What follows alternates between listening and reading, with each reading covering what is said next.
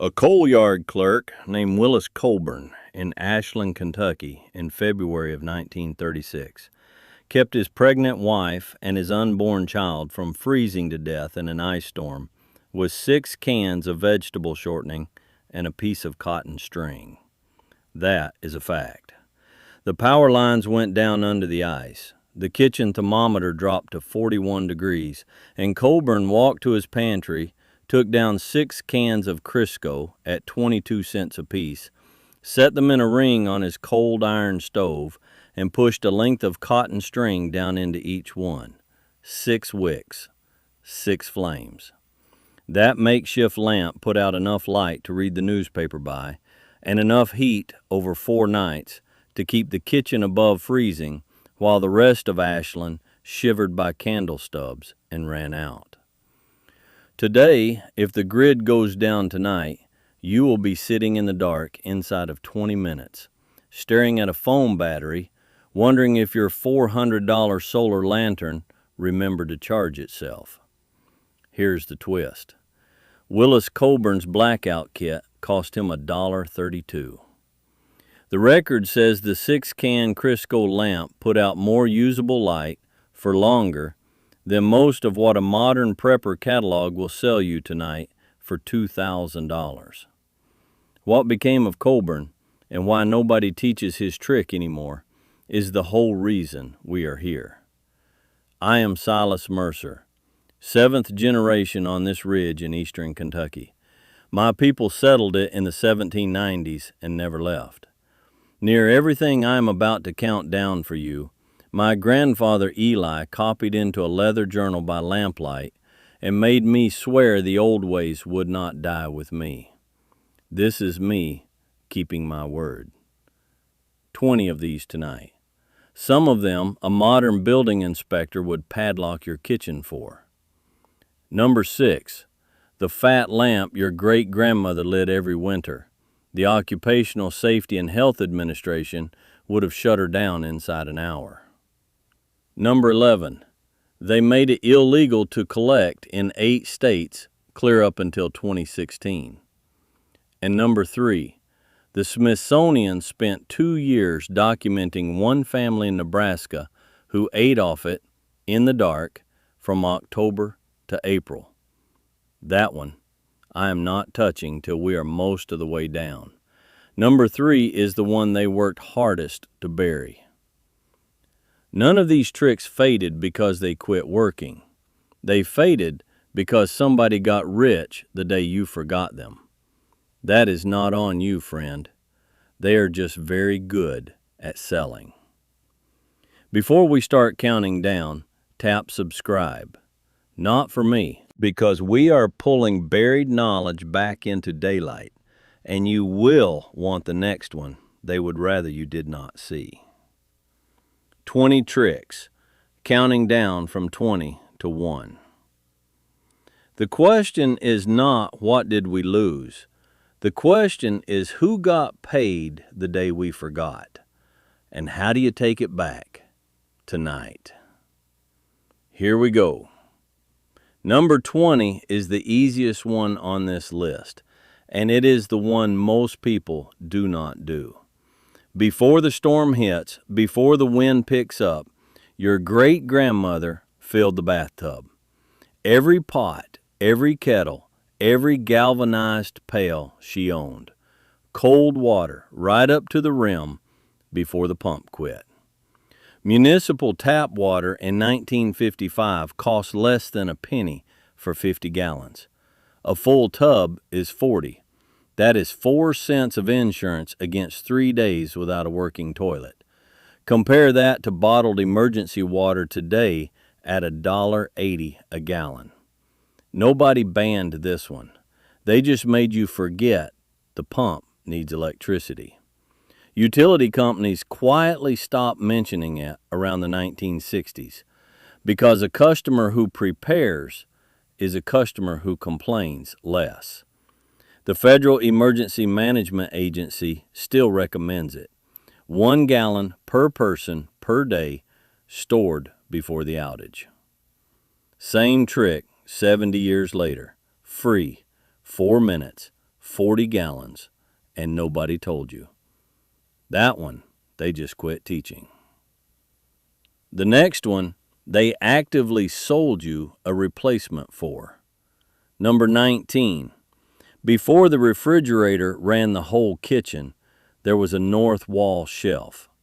Butter, milk, eggs, hard cheese, kept on a plank against the coldest outside wall of the house, sometimes right beside a screened window.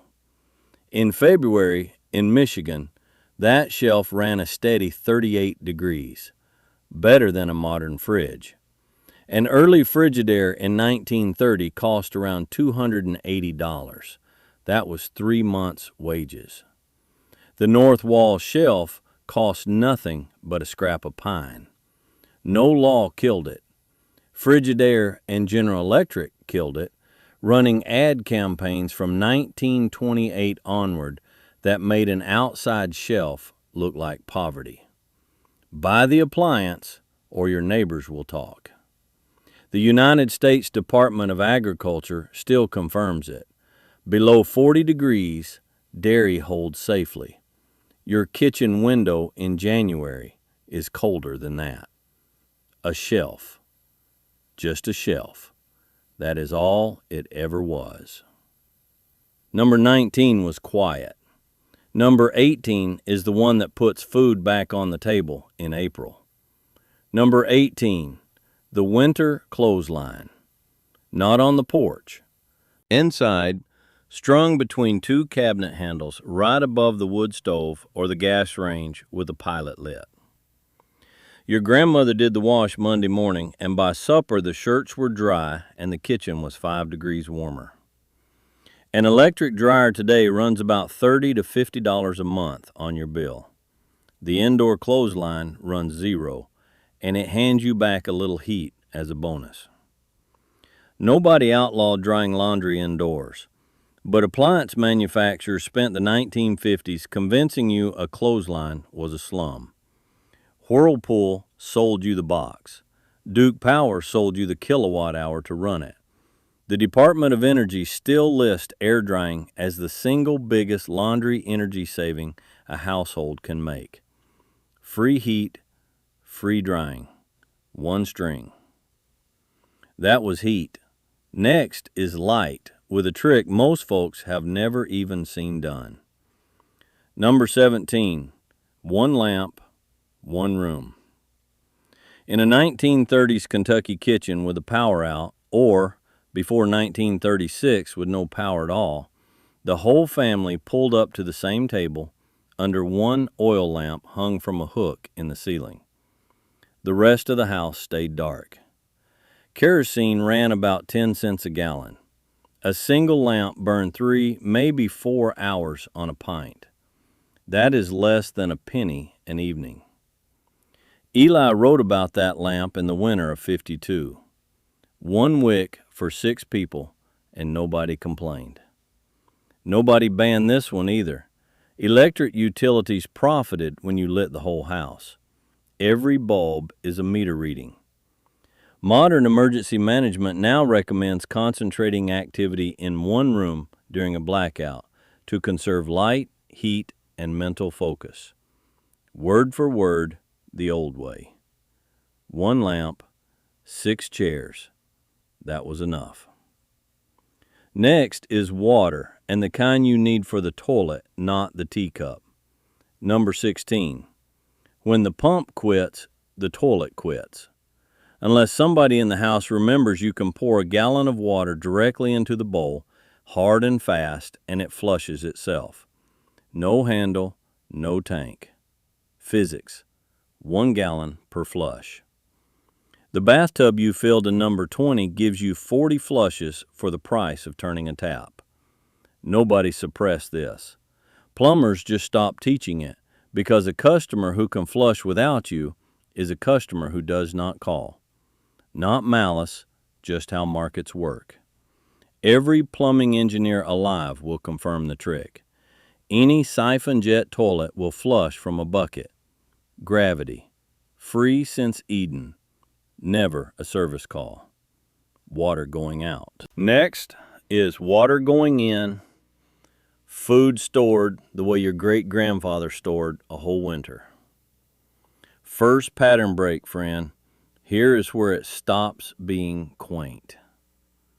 Every trick from here down, somebody is making $800 off the modern replacement.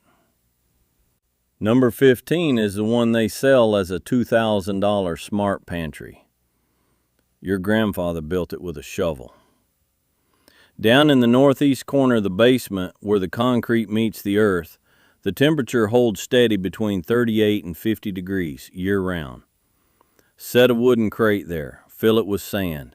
Bury your carrots, your potatoes, your beets, your apples. A 1934 Department of Agriculture bulletin priced a functional root cellar at $10 to $20 in lumber. A modern, climate-controlled root cellar refrigerator retails for $2,400 from a specialty appliance dealer. Root cellars were never outlawed. They were shamed out of the middle class after 1955 as A&P and Kroger built the cold chain and Frigidaire finished the job.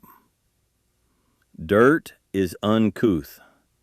Every state agricultural extension service still publishes root cellar plans. A crate, some sand, 6 months of vegetables. That is not primitive. That is paid off. That was the pantry. Number 14 is the light bulb they replaced with a wire and a bill. Number 14, the hurricane lamp. Brass base, glass chimney, cotton wick. The American workhorse of indoor light from about 1860 until the Rural Electrification Act of 1936 sent the wire out to farm country. Trim the wick, fill the base, strike the match. 40 hours of steady light per gallon.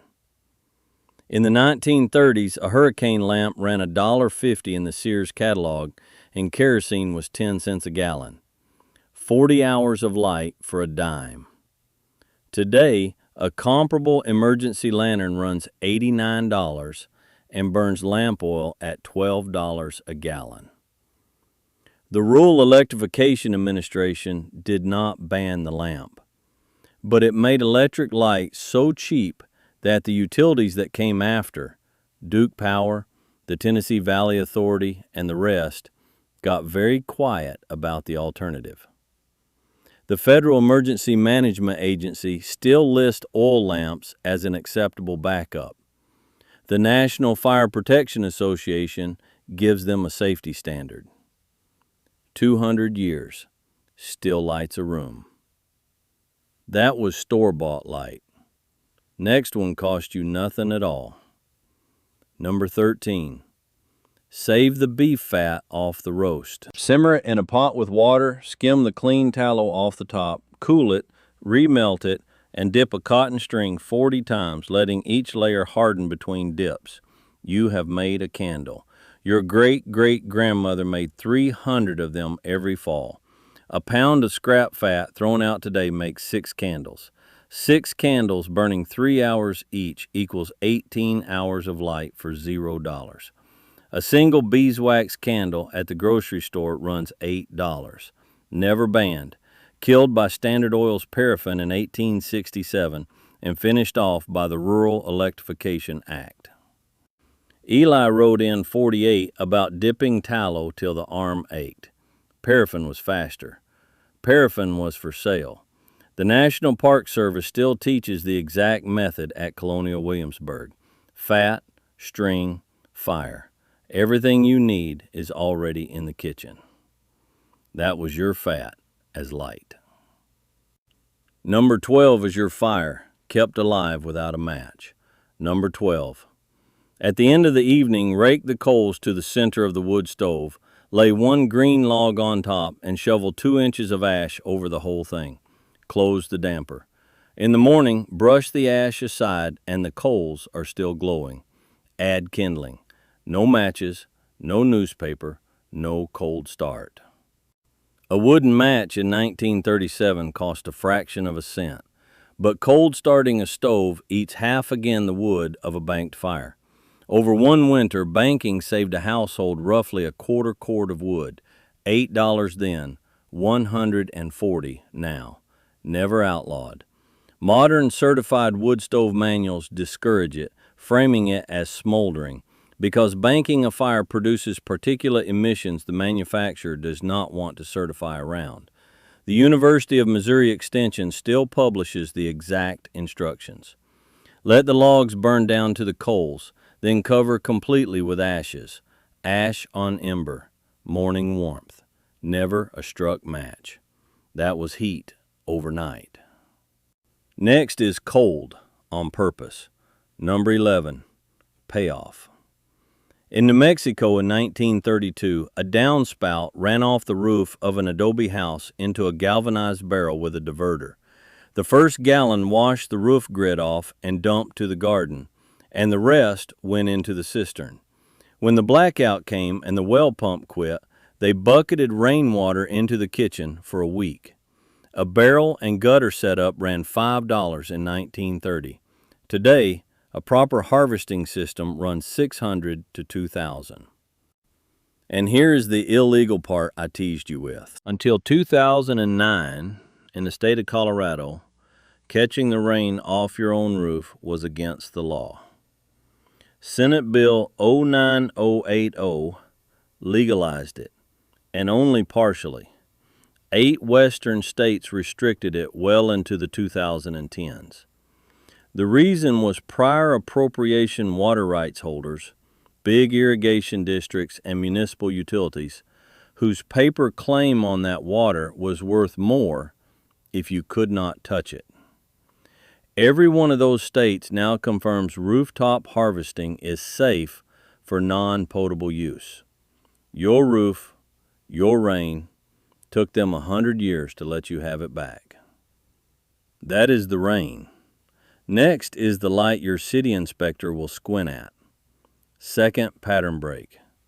And listen, if you bought a $2,000 solar generator last spring, do not feel foolish. Half the county did. They are very good at selling. The trick is not that the modern gear is worthless. The trick is you do not need it. Number 10 is why. A tuna can. Corrugated cardboard wound in a spiral to fill the can. Melted candle wax poured over the top. Light the edge. You have got a stove that boils a mug of water in 6 minutes and burns for 90. Cost is whatever the tuna cost you. Modern equivalent is a jet boil at $150, plus fuel canisters at $7 apiece. Nobody banned it. Girl Scout troops taught this from 1928 until roughly 1985, when liability lawyers took over the manuals and the buddy burner disappeared from the handbook. Wax and cardboard do not sell. That is how markets work. Modern outdoor education programs at university extensions in Wisconsin and Minnesota still teach it as an emergency cooking method. Tuna can, cardboard, wax. 90 minutes of fire. That was cooking on trash. Next is cooking with what is already in your ceiling. Number 9. Your great-grandmother poured rainwater slow through a barrel of hardwood ashes, caught the brown liquid at the bottom, that is lye, and boiled it with saved bacon fat until it thickened into gray soap. Poured it in a wooden tray, cut it into bars once cool. One afternoon's work. A year's soap. Cost is nothing. Ashes were free. Fat was scrap. A modern 8-ounce bar of artisan tallow soap runs $12 at a farmer's market. Never illegal. Killed by Procter & Gamble's Ivory in 1879 and finished off by Tide in 1946. Eli wrote about it in the fall of '44. The lye takes the hide off your knuckles, but the shirt comes clean. Procter & Gamble ran the ads. Procter & Gamble took the market. United States Department of Agriculture Extension Bulletin still publish the method with safety updates. Ash, water, fat, clean shirt. That was cleaning. Number 8 is money and the trick a bank hopes you never learn. Number 8. In February of 1933, in Youngstown, Ohio, a laid-off steelworker sat at his kitchen table under a kerosene lamp and divided $18 in cash into 6 paper envelopes. Rent, coal, groceries, milk, church, and if the baby gets sick. When an envelope emptied, the spending stopped. $18 a week was the median wage. That system, that year, kept 200,000 American families out of eviction. Nobody outlawed cash envelopes. Diners Club in 1950 and Visa in 1958 buried them. The credit card industry now takes an average of 24% annual percentage rate from the American household because envelopes physically stop when they are empty and credit does not. Every certified financial planner alive still recommends some version of the envelope system for households in debt. The Federal Reserve taught it in a 2020 Consumer Bulletin. 6 envelopes, 1 lamp, no interest, money in the envelope. Next is food out of thin air. 3rd pattern break. Notice something. Every one of these tricks worked in the dark.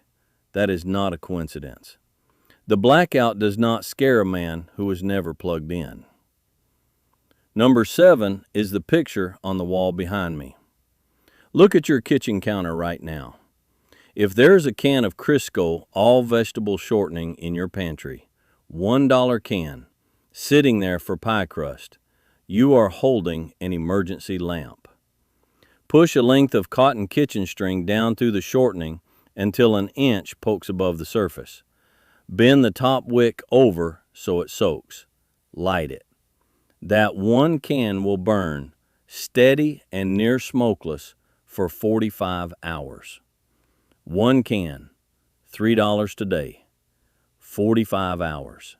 6 cans, like Willis Coburn in Ashland in 36, 270 hours of light for $18. A comparable emergency solar lantern retails for $400.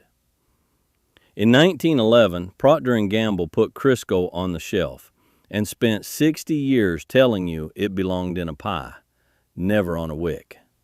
The Federal Emergency Management Agency now advises on ready.gov, never use candles during a power outage, so the trick stays quiet. Any modern preparedness lab test will confirm the 45-hour burn. 6 cans, 270 hours, on a shelf you already own. That was the picture. Number 6 is the one the Safety Administration would padlock the kitchen for. Number 6, payoff. A shallow metal dish, a tuna can, a sardine tin, a small cast iron skillet, 1/2 inch of solid bacon grease, a twisted cotton rag laid in it with one end propped up on the rim. Light the rag. It will burn for 6 hours off a spoonful of fat. Bacon grease is what you pour down the drain. 6 hours of light for nothing. And here is my grace beat, friend. I lit my first one at 11 years old in my mother's kitchen in 1978. Set it too close to a curtain, burned a hole the size of a coffee saucer before my grandfather Eli came in with a wet dishcloth. He did not yell. He said, "Now you know why we keep it on the stovetop." The Safety Administration would padlock this trick today, and they would be right to warn you. Every Foxfire volume documents it. The Smithsonian Folklife Archive has photographs. Grease, rag, fire, and a lesson you only learn once. That was the one they would shut down. Next, they took out of the school book. Number 5. When the power dies in January, walk outside. Pack a metal bucket with snow. Drop your milk and butter and leftovers in sealed jars into it.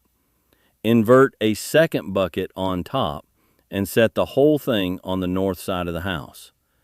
It will hold under 32 degrees as long as the snow holds. In 1940, the United States Census recorded that 29% of American homes still had no mechanical refrigeration at all. They ate. They did not lose food. A modern whole house generator to run one refrigerator through a 2-day outage runs $2,400. Frigidaire, launched by General Motors in 1919, spent 40 years selling the icebox out of the American kitchen. Never illegal, just unfashionable. That was the whole game. The Department of Agriculture Food Safety and Inspection Service still publishes the 40-degree rule for outage food safety. Snow in a bucket on the north wall meets it. Snow, bucket, butter still cold. That was food kept cold in nature. Number 4 is the wall between you and everything going wrong. 4th pattern break, and the last one. The final 3 tricks are the ones the old man taught last, because he said a young man had to earn hearing them. Number 4 is the reason a Depression family never ran out of anything. Not prepper stockpiling. Deep pantry rotation.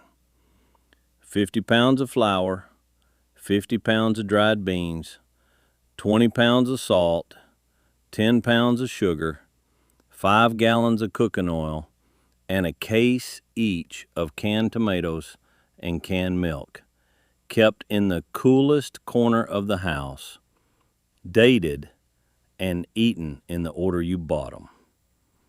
2 years cushion, quietly, on a shelf. In 1935, the whole store cost about $11. The modern equivalent runs about $300. A single freeze-dried 1-year prepper bucket retails for $2,100. Never banned. Killed by the just-in-time supermarket after 1955. Kroger and Safeway needed you shopping weekly. A full pantry is a lost sale. United States Department of Agriculture Extension Services still publish deep pantry planning guides. $11 in 1935. 2 years of dinners. That is not prepping. That is how it used to be. That was the food. Number 3 is how they cooked it in the dark for 8 months straight. Number 3, payoff.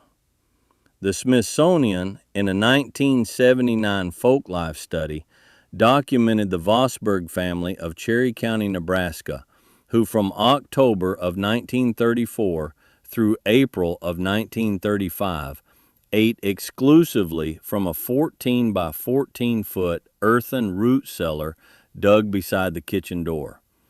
Potatoes, cabbages, turnips, apples, salt pork, home canned tomatoes, dried corn. 6 months, no grocery trip, no refrigerator, no blackout even mattered to them. The cellar cost $31 to build in 1932. The modern climate-controlled root cellar refrigerator cost $2,400. Never outlawed, buried by the post-war suburb. No basements deep enough, no lots big enough, no permits granted for a dirt floor dug space. The building industry, mid-1950s, quietly wrote them out of the American House Plan. Every state agricultural extension in America still publishes cellar plans. 14 by 14, 6 months of dinner, 1 family, 1 winter. Number 3 was food in the ground. Number 2 is heat you can carry. Number 2, on the coldest nights when the fire burned down and the bedroom sank to 50 degrees, your great-grandmother put a smooth river rock on the wood stove after supper. By bedtime, it was 140 degrees through. She wrapped it in a wool sock, tucked it at the foot of the bed, radiated warmth till 4 in the morning. Cost is 1 rock. Free. A modern electric heated blanket runs $40 and needs an outlet that just quit working. Never banned. Displaced by central heat after the 1950s and by the electric blanket that Sunbeam launched in 1946. Not a conspiracy, just something you could sell, replacing something you could not. Modern thermodynamics confirms it. A 15-pound rock at 140 degrees stores about the same usable warmth as a heated blanket running for 4 hours. Physics does not need a plug. 1 rock, 1 sock, 1 warm foot till dawn. That is 20 tricks down to 2. 1 left, and it is not a trick at all. Number 1 is not a trick, friend. Number 1 is what all 20 of them were pointing at. Number 1 is that Willis Coburn in 1936 in Ashland, Kentucky was not scared of the dark. The ice storm rolled through and took the lines with it, and he lit 6 cans of Crisco, and he sat down and he waited it out. He was not poor. He was sovereign. The grid was a convenience he never fully joined. His pantry held 2 years. His cellar held 6 months. His stove held the fire overnight, and his wife filled the tub before the wind picked up. When the power failed, nothing in his house failed with it. That is the whole thing. Every trick on this list is 1 brick in that wall. Willis Coburn died in 1971 in the same house at 83, with the lights on this time. His grandson still owns the property. The 6 Crisco cans, 4 of them anyway, sit on a shelf in the pantry, ready. That is what became of him. He was ready. The blackout is coming for all of us, sooner or later. An hour, a day, a week. The question is never whether the grid holds. The question is whether you still know how to live for a minute without it. Willis did. So can you. Now listen, I am not selling you fear. I do not want you sitting in the dark tonight with a knot in your stomach thinking the world is ending. It is not. The lights will probably come on tomorrow, and they will probably come on the day after.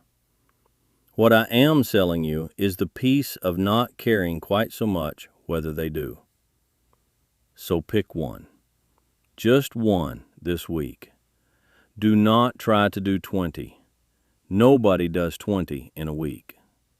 Push a length of cotton string down into a can of Crisco tonight and know your kitchen has a lamp. Or fill your bathtub the next time you hear a storm warning. Or write 6 envelopes on Sunday morning. Rent, groceries, gas, coal or heat, savings, and 1 for a rainy day, and put cash in them. Or set a smooth river rock on top of the stove after supper tonight. Wrap it in a sock and put it at the foot of your bed. See if you do not sleep warmer. Pick the one that feels easiest. Do that one. I ran the Crisco lamp myself last February. On a night the ice took our line down for 11 hours. 1 can. 41 hours of burn time left in it when the power came back. Cost me $3. Tell me down below, which one of these did your grandparents do? The one that gets the most comments, that is the one I will build the next video around. Your family remembered. I want to hear it. A 300-year library, closing 1 old man at a time. Your grandfather knew every one of these tricks, and somebody just did not get the chance to pass them down to you. Now they are yours again. Next time we're going into the pantry, there is a $2 staple your great-grandmother kept in a mason jar on the top shelf that put a whole industry out of business between the wars, and the year they made sure you would forget it was even there.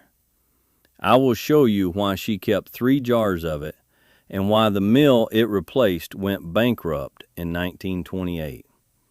That one is coming next. If you want to be there when it goes up, tap subscribe. We are pulling the buried record back into daylight, one buried trick at a time. And that work is worth doing. Keep the old ways. They kept